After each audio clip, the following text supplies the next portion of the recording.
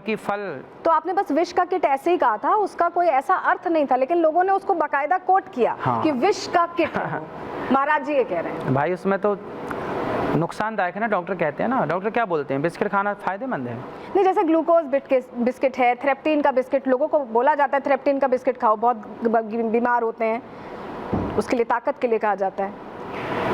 सामान्य जो लोग यूज करते हैं वो बिस्किट तो नुकसानदायक ही है, मैदे का है। हाँ, इसलिए उसकी जगह फल खाएं आप, तो ये बहुत अच्छी बात होगी आपके स्वास्थ्य के लिए।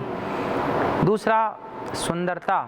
चाणक्य ने जो कहा कि अति रूपेण वही सीता, अति गर्वेण रावणा, फिर बाद में कहा अति सर्वत्र वर्जयित। तो मैंने चाणक्य की बात रखी है, परोसी थी, और उसका अर्थ दूसरा निकला। उसका अर्थ भी बिल्कुल सही निकला, लेकिन लोगों को चाणक्य ने जो बात कही वही बात हमने कही, तो लोगों को ये लगा आपने क्यों कही। भाई जो चाणक्य तो महापुरुष हैं, तो हम महापुरुषों की बात ही तो कहेंगे, कोई अपना ज्ञान थोड़ी। हम जो पढ़ते हैं उसी आधार पर तो चलेंगे ना, अपना थोड़ी मनमाना बोलेंगे। हम थोड़ी ये डिफाइन करेंगे कि धर्म ये है। धर्म तो जो सनातन से चला आ रहा है, जो परिभाषा उन्हीं को परिभाषित करेंगे। कोई धर्म की परिभाषा मैं थोड़ी बनाने बैठ जाऊंगा।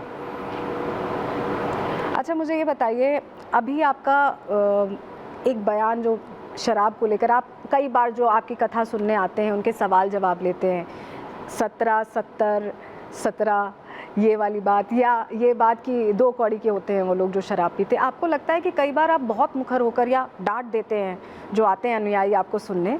तो नहीं, डांटते नहीं, प्यार से समझाते हैं उनको। ये तो पहेली है ना, पूछते हैं गांव में 70 में क्या जोड़ दिया जाए कि 17 हो जाए। आपको पता है? नहीं, आपने बताया, मैंने देखा है वो। आ की मात्रा जोड़ देने से 70 को 17, ये गांव की पहेलियां हैं। है ना, एक पहेली है। आप अपने एक तरह से बातचीत के जरिए आप संदेश देने की कोशिश करते हैं, उसे दिखाया कहीं और अलग पहेली भी पूछना। देखिए, सबको जब हम आपसे बात करते हैं ना, सब तरह की बातें, पहेलियां हैं, कुछ किस्सा है, कुछ कहानियां हैं, कुछ धर्म है, कुछ आध्यात्म है, सबको मिलाया जाता है। अब उसमें जिसको जो अच्छा लगता है, जो बुरा लगता है, लोग अपने अपने हिसाब से कट कर लेते हैं, कट करके वो कुछ सेकंड्स का बना देते हैं और वो चलता है। आपको लगता है उससे आप पर असर पड़ता है इन सारी चीज़ों से? क्या असर पड़ेगा? आप आकाश की तरफ थूकेंगे तो आकाश को क्या असर पड़ेगा? असर आप ही को पड़ेगा खुद। इसलिए आप यदि किसी की कमी देखते हैं तो कमी जिसकी देख रहे हैं उसको क्या असर पड़ेगा? आपकी मानसिकता का परिचय है ये कि आप जैसे मक्खी पूरे शरीर में वहीं जाकर बैठती है जहाँ घाव है, उसी तरह कुछ लोग सिर्फ गलत, नेगेटिव, इसलिए उनका जीवन कैसा नेगेटिविटी से भरा रहता है। वो टेंशन में रहते हैं, परेशान, क्योंकि पॉजिटिविटी को पकड़ते ही नहीं, अच्छाई को ग्रहण करते नहीं। इस संसार में ऐसा कोई नहीं है जिसके अंदर अच्छाई ना हो और बुराई ना हो। मेरे अंदर अच्छाई भी है और बुराई भी है। अब ये तो आप पर डिपेंड करता है कि आप क्या ग्रहण करना चाहते हैं। ऐसे अच्छा, मेरा एक सवाल और है। कई बातें आपकी वायरल हुई और कई लोगों ने ऐसी रील्स बनाई, ऐसे चीज़ें, प्रश्न खड़े किए कि महाराज जी स्त्रियों का सम्मान नहीं करते हैं। कहते हैं कि स्त्रियां ऐसे कपड़े पहनती हैं, इस वजह से 35 टुकड़े हो जाते हैं। ये हमारे यहाँ तो गौरी गोपाल आश्रम में जो बच्चे घर से लात मार के निकाल देते हैं वृद्ध माँ को, कितनी मैं चाहूँगी आप डिटेल में ऐसे बताएं, क्योंकि कहते हैं कि फिर सुंदर, कहते हैं कि स्त्रियां, हमारे यहाँ तो गौरी गोपाल आश्रम में 280 माताएं रहती हैं। आप आके देखिए, वो माएँ जिनके बेटे घर से निकाल देते हैं, कुछ बेटे लात मार के निकाल देते हैं। एक माँ ने बताया कि बेटे ने छाती में लात मारा तो मैं जाके दीवार पर गिर गई। ऐसी माँ आई, ऐसे बेटे जो अपनी माँ को तेल डाल के, मिट्टी का तेल, कैरोसिन डाल के आग लगाना चाह रहे थे, ऐसी माँ। नहीं, आज के ज़माने में लोग कहते हैं माई लाइफ माई चॉइस, ऐसे बोलते हैं ना लोग, जो महिलाएं हैं वो कहती हैं मैं जो चाहे पहनूं, मैं जो चाहे करूं। आप क्यों बोल रहे हैं? तो आपने जो वो बात कही, उस पर महिलाओं को क्या संदेश देंगे? उसी को लेकर हो रहा है कि आप सोचते हैं ऐसा कि ऐसे परिधान क्यों पहन रहे हैं, तो उस पर आपका क्या संदेश है रिपब्लिक भारत के दर्शकों को? देखिए, हम तो सबको, जब आप कथा सुनते हैं ना, तो आपने हमें चुना है कि आप हमें सिखाइए, समझाइए। तो टीचर क्या पढ़ाएगा? जो बच्चों को अच्छा लगता है वो, या जो बच्चों के लिए अच्छा है वो? डॉक्टर कौन सी दवाई देगा? जो हमें पसंद है वो, या जो हमारे लिए अच्छी है वो? तो धर्म गुरु क्या पढ़ाएगा? जो आपको पसंद है वो नहीं, जो आपके लिए हितकारी है, जो आपके लिए परफेक्ट है, वो आपको बताया जाएगा कि आप किस रास्ते पर चलें, किस पे ना चलें। जो आपके लिए बेस्ट है वो आपको बताए, क्योंकि आपने हमें बुलाया इसलिए। क्या आप हमारा मार्गदर्शन कीजिए। तो आपको लगता है कि ऐसे परिधान नहीं पहनने चाहिए? आप बताइए, अश्लील कपड़े पहनने चाहिए? आजकल मूवियों में जो जरा जरा से कपड़े पहना के लड़कियों को घुमाते हैं, आप अपने पिता के साथ देख सकते हैं वो मूवियाँ? मैं तो सर सवाल पूछूंगी आपसे मैं इसका जवाब कैसे दूं? आप धर्मगुरु हैं, आप बताते हैं। नहीं, आप बताए नहीं, सवाल पूछ सकती हूँ। नहीं, आप सवाल पूछ सकती, पर आप भी तो एक बेटी हैं, आप भी तो एक बहन हैं, आप भी तो भारत देश में रहती हैं, तो एक इंसानियत के नाते बताइए क्या ये अश्लीलता फूहड़ नहीं चल रही है आजकल? नहीं, अश्लीलता पे बिल्कुल थोड़ा सा नकेल कसना जरूरी है। बस थोड़ा, वही तो हमने बोला कि आप कसी, आप भी सहमत हैं इस बात से।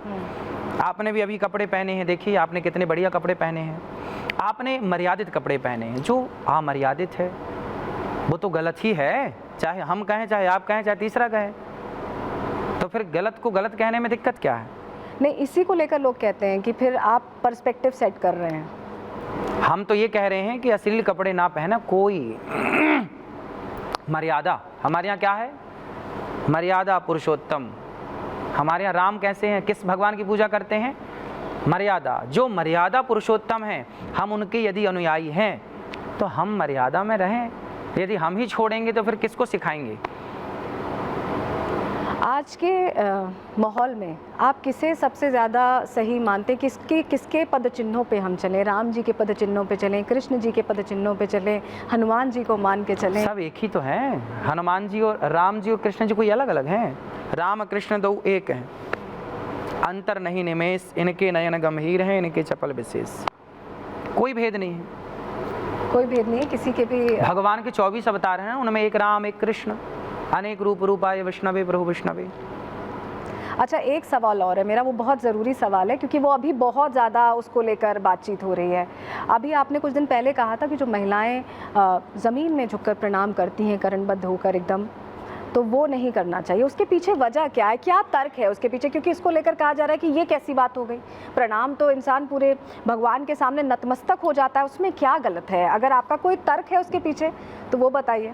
हाँ हाँ, मैं देखिए जो बात करता हूँ ना प्रमाण से करता हूँ। मैं आपको एक फोटो दिखाऊंगा और एक श्लोक दिखाऊंगा, ये देखिए जी। ये एक मंदिर की तस्वीर है, इसमें देखिए महिला कैसे प्रणाम कर रही है और पुरुष कैसे प्रणाम कर रहे हैं।